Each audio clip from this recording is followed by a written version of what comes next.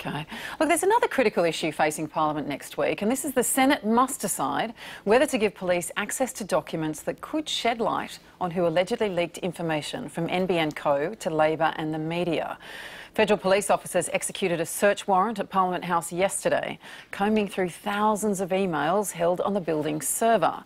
Now, Labor is claiming parliamentary privilege over the files, and it looks like they might get crossbench support to keep them from the police. I'm always cautious about predicting numbers, but what I do know is that we've got the right argument.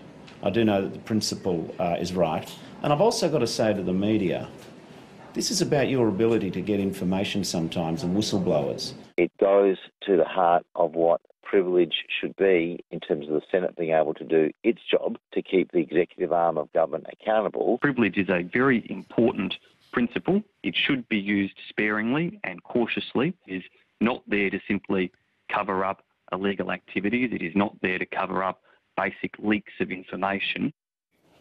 For more on this, we're joined from Melbourne by Greens co-deputy leader Scott Ludlam. Welcome to The Drum. Hey, good afternoon. Senator Ludlam, we understand you held a party meeting this afternoon to discuss whether to support the Labor Party in their bid for protection. Can you tell us what you decided and why? Yeah, well, we've decided to support it, and I didn't think there was any serious doubt, to be honest. As some of the folk you heard from just now have said, parliamentary privilege is a really important body of custom and practice. It's old, it's 100 years old in Australia, but it goes back further. And it really goes to the ability of MPs, staff, and researchers in the Parliament itself to be able to do its job. And most of us, I suspect, would have been found ourselves in possession of documents from public interest whistleblowers from time to time. I know I certainly have. And part of the purpose of the body of parliamentary privilege custom is to protect that work and to protect the ability of the Parliament to do its job. So we will be supporting that motion when it comes to the floor next week. And surely the question of privilege is important in the sense that it should also be used sparingly or called upon sparingly. Why do you think in this particular interest, when it comes to the NBN, it should be used? Well, sparingly, yes, but not selectively. I would ask coalition MPs, National Party, Liberal Party MPs who are weighing this up over the weekend to consider that one day, sooner the better, you'll be in opposition too, and this body of conduct and practice that's prevailed for decades will protect your work too. I would still be sitting here, I'd have taken this interview, and the Greens would have come to the same position if it was a coalition office that had been raided in search of documents that I would argue, on the basis of what we know about what's unfolding inside NBN, are in the public interest, that it's disclosed and that Parliament gets to consider that stuff.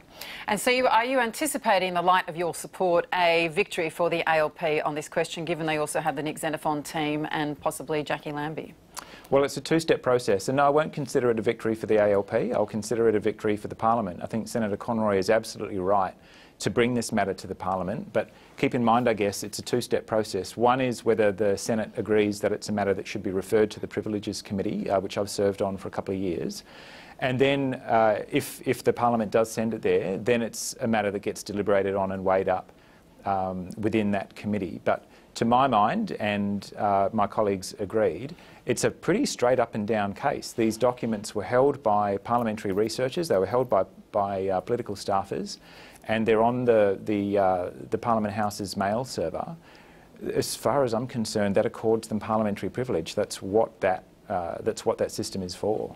But isn't, Senator Ludlam, isn't the suggestion that some illegal activity has gone on, so therefore the AFP, they're there trying to uncover what has gone on at that level? I mean, isn't this using parliamentary privilege to stop a legitimate inquiry into activity that should not, is illegal?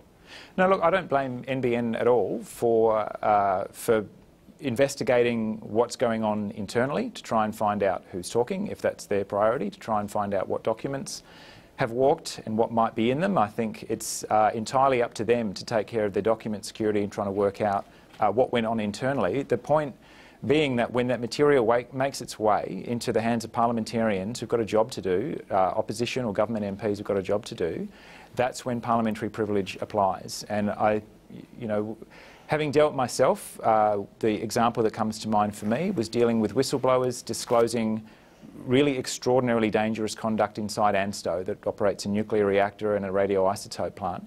And we used that material in our work to disclose substantial wrongdoing. What we know of that's occurring inside NBN is that it's one of the largest capital works programs underway in Australia at the moment. It's tremendously important for the future of the country, and it's gone completely off the rails. I'm interested to know what NBN's trying to hide. This is all true, but at one level, a leak does not a whistleblower make. So, you know, there's an exercise of judgment that the AFP is they're trying to seek to know whether this is actually illegal activity that's gone on, and it's been protected by the Parliament. I don't see the justification, frankly. I get that, and that's something that's going to get debated next week, and I think it is a proper matter for the Privileges Committee. If it's communications between parliamentary advisors, researchers, staffers, and others who they've got contact with, or if it's documents that have come out of NBN Co or any other area, I think there is an argument to be made that it's in the public interest. Once it's in the hands of parliamentarians for the legitimate conduct of their work, that's precisely what the body of parliamentary privilege is meant to cover.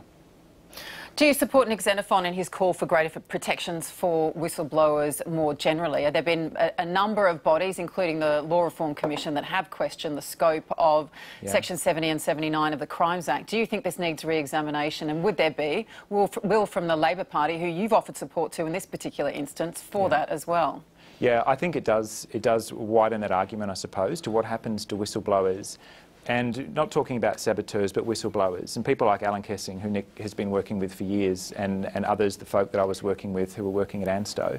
Often their lives are ruined. You know, if the avenues within the entity, whether it be NBN Co or whoever, if those avenues are closed off, if they believe that there is misconduct, if the Parliament or the public are being misled, often the avenues for those people before they go to the media or the Parliament are severely curtailed, and people have had their lives ruined. You know, people find themselves out of work, they find themselves stigmatised, and in the instance of pretty high-profile instances here in Australia of people who put information into the public domain that desperately belongs there and needs to be there, and pay a huge personal cost.